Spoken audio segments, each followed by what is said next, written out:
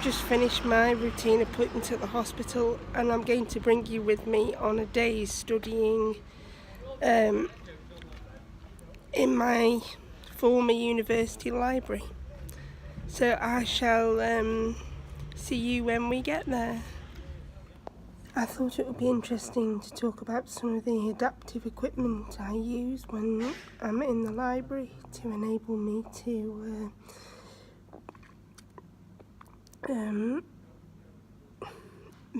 make the most of resources despite having physical and perceptual disabilities. This is my iPad Pro. It's a 10.5-inch screen, and I've had it for about 3 months now. And I wanted to show you some of the accessibility features that have helped me to be able to be productive in the studying that I do. First of all, we have the accessibility features.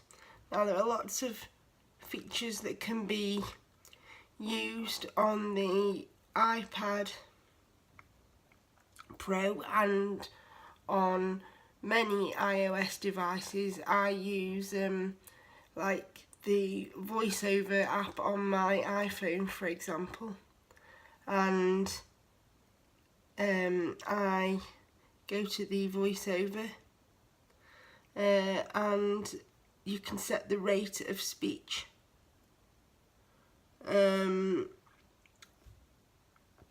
You can also set it to tell you when you type words. You can get phonetic speech back, and you can also get typing feedback letter by letter. This has been really brilliant for me to enable me to access this device very successfully, and it makes me much more productive without my support worker. I still require them for a lot of the time, but I don't feel so sort of cut off from my studying and other things that I do. So I'll show you how it works. So I have this set up on a toggle switch, so that if I want, I would go to something like the Kindle, and I press K, that should start bringing it up, and here we have the Kindle app, and here is the book, and it's called Medical Sociology in Old Age, and there are two ways I can read this book because I have both a vision issue and I am also dyslexic. I can use the to aging on the social world of health, and it will. This is not just a case of special pleading for a more gerontologically aware medical sociology.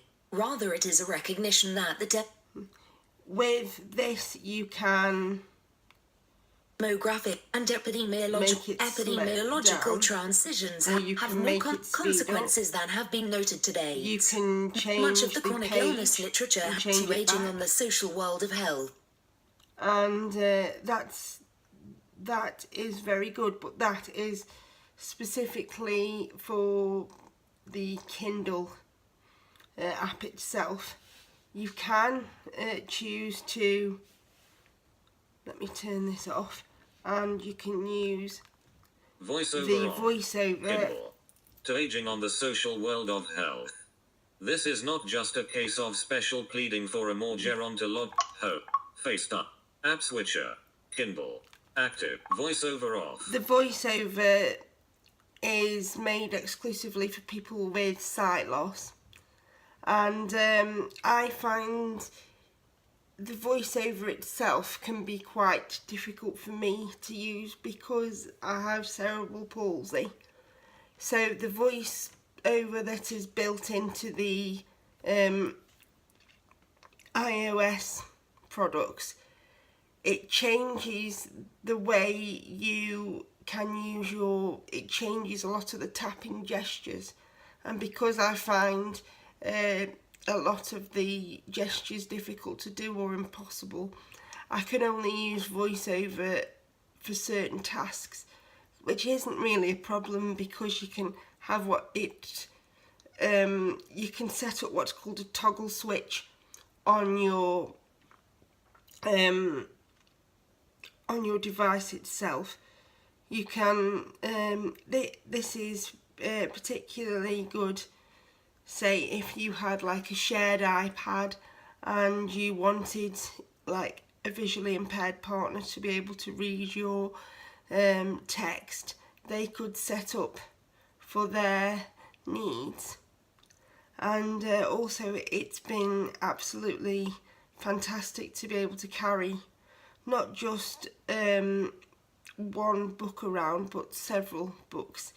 It's made me more physically independent, and I've also been able to study in different places like the hospital and on trains and wherever I happen to be.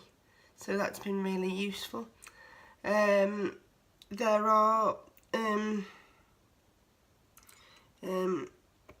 several things which are useful about the iPad, and that is that even when you are typing in your document itself, like I'll see if I can find a Word document.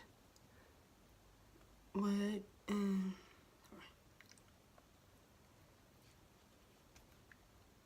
So we have Word here.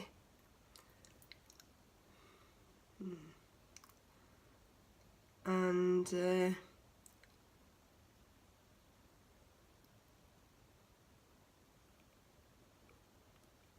if we get to the end of my document here, that will show you precisely. If I want to type, I can start typing and it will, just like a phone will, it will use the same predictive text, so it's made my typing fluency much faster. And it's also, because everything is built in, you don't have to buy particular separate apps like you do for PCs, or even some like the Mac desktops or the laptops. I find the iPad is a wonderfully disability friendly device, and I only wish it would have been around years ago. It would have made my academic life much more successful at an earlier point in my life. So I hope you found the study day vlog interesting. If you have any ideas of what you would like me to cover, you could add them to the comments on this video, and I will try and go over them, or you could tell me your success strategies and how you have found technology to help you be successful in your own lives and academic careers.